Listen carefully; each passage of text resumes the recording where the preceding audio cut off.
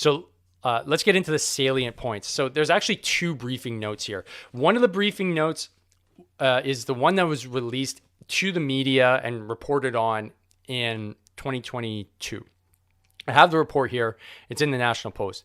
But the one I'm talking about is actually the one that was created before August. And to put things in context, the Canadian Armed Forces and Public Service here in Canada instituted a COVID vaccine mandate in August of 2021. I have a briefing note here that goes back to March of 2021.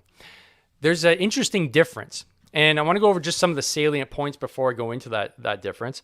But the salient points were here, or that the briefing note is very careful to point out that mandatory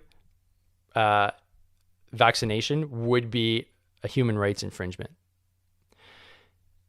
Next, the Canadian Armed Forces already had good uptake, upwards of like 90%.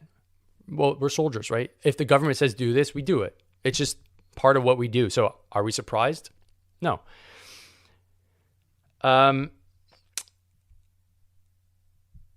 The virus, I should say, was not really deemed to be an operational threat, meaning this was not going to be something that's going to knock out a bunch of our soldiers and make them unable to deploy.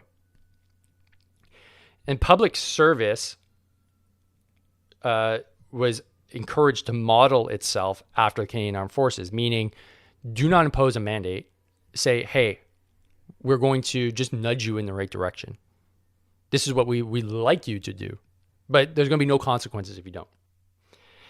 I'm kind of pissed at this too, because I was a public servant at the time. I worked at Department of National Defense at this exact moment. I literally worked from home by myself, and the mandate came from me, and they wanted me to swear allegiance to the king. I said, that's absurd. I'm not giving you my medical data. I'm not. They said, well, I guess you're going to have to go. And that is so fundamentally wrong, man. It's so wrong that you made things contingent on a medical procedure in order to stay employed.